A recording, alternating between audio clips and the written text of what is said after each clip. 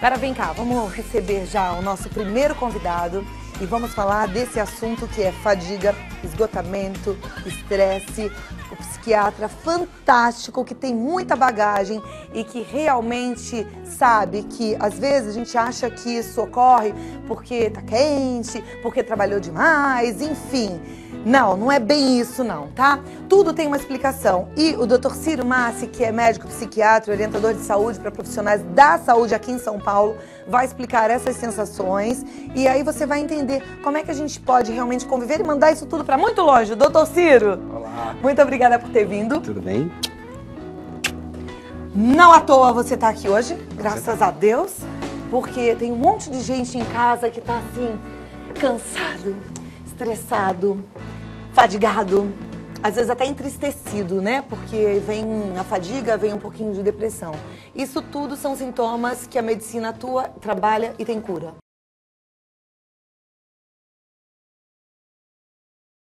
Sem dúvida, a gente não pode confundir estresse com cansaço com fadiga, né?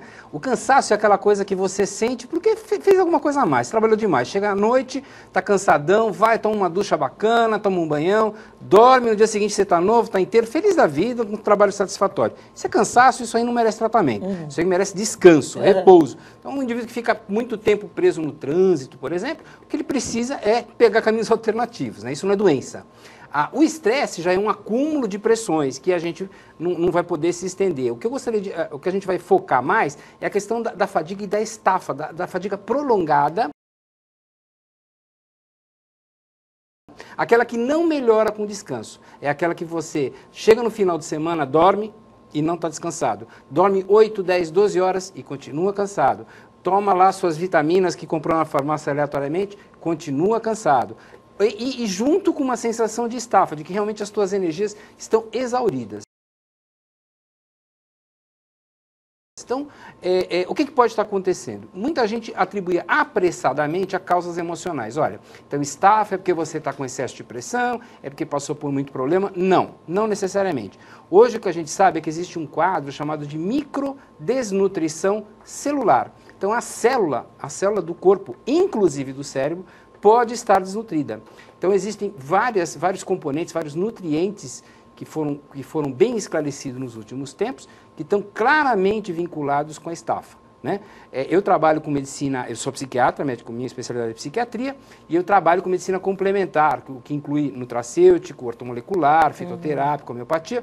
Então a gente vê muito isso na clínica. Na clínica nós temos um equipamento que é de ponta, chamado eletrointersticial scan, que ele escaneia, como se fosse um eletrocardiograma, o corpo inteiro do ponto de vista elétrico. Ele vê o líquido entre as células. E o que você percebe claramente é se a célula está sofrendo, se a célula do organismo não tem energia. E o que a gente pode fazer para que ela volte a ter energia? Primeira coisa, claro, é detectar.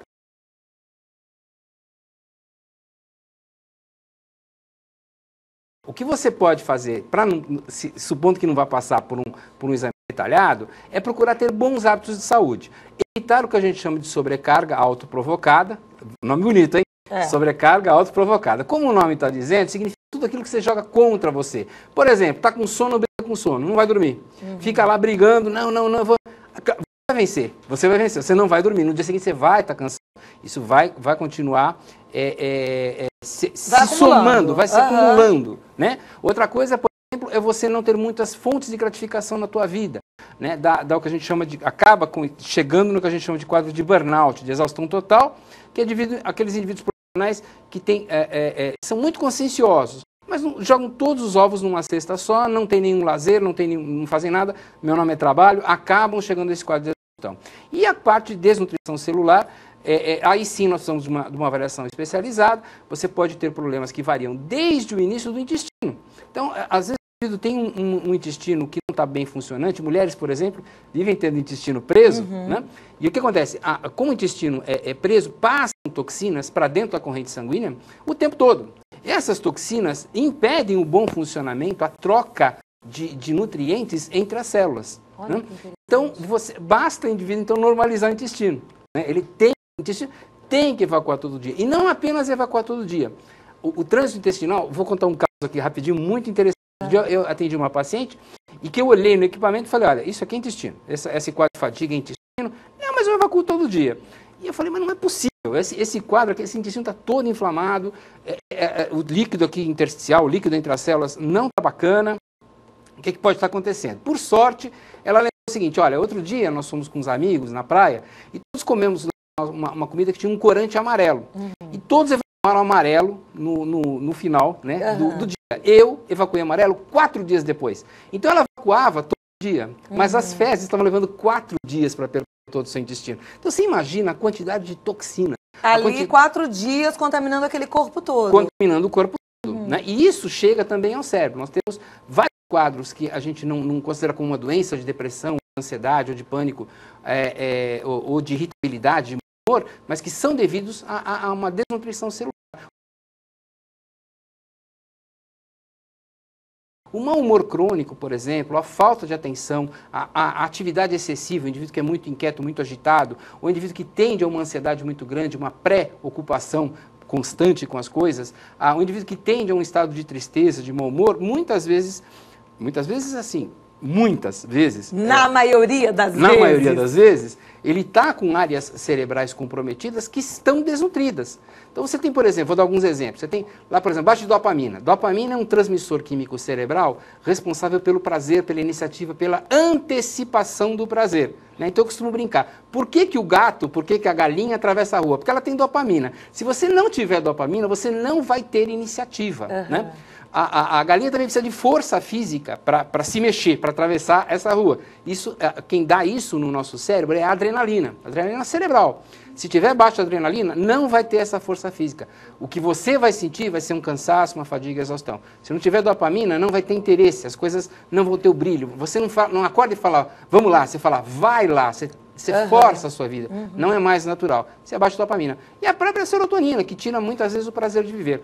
Todos esses transmissores químicos, eles dependem de nutrientes, de aminoácidos que a gente hoje pode fornecer, desde que o intestino esteja bem funcionante para poder ser aproveitado, fornece esses nutrientes, chega ao cérebro, ele sabe o que fazer, o nosso corpo é maravilhoso, ele sabe o que fazer, ele transforma aquilo em transmissor químico e a vida do indivíduo muda para bem melhor. Né? No fundo, a medicina passou por 3 fases.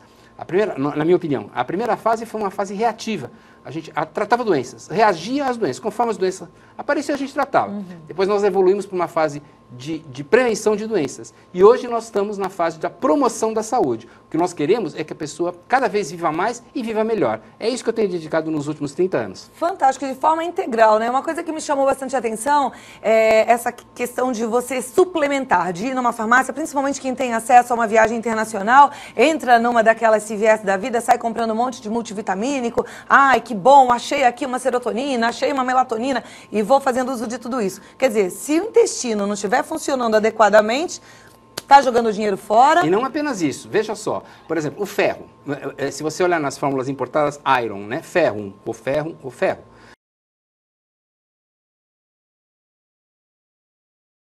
O ferro, ele é altamente oxidante. Ninguém usa mais portão de ferro porque ele enferruja.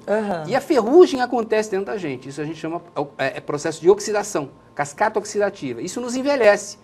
E, na verdade, o ferro favorece o envelhecimento precoce sempre que ele não é bem indicado. Então, você ingerir ferro de maneira não indicada, por exemplo, sem que tenha uma anemia, você está garantindo um envelhecimento precoce. Né? Se você vai tomar zinco, por exemplo, muita gente toma zinco, você tem que tomar cobre numa quantidade correspondente. Cálcio, vou tomar cálcio. Agora, aquele multivitamínico que a gente compra na farmácia, que já vem com todos, tem zinco ali? Mas aí tem o equilíbrio do cobre? Então, eu não quero criticar, né, um produto comercial, mas que eu observei, a maioria do que eu observei está totalmente desbalanceado. Por exemplo, eu já observei compostos que têm iodo. Nós no Brasil temos a péssima mania de consumir muito sal de cozinha. E o sal de cozinha, obrigatoriamente, por lei, tem iodo. Nós estamos com uma epidemia, pode perguntar, de cada 10 mulheres que você conhece, 3, 4 estão com problemas de tireoide. Não faz. Verdade, não mas é verdade. Você não escapa disso.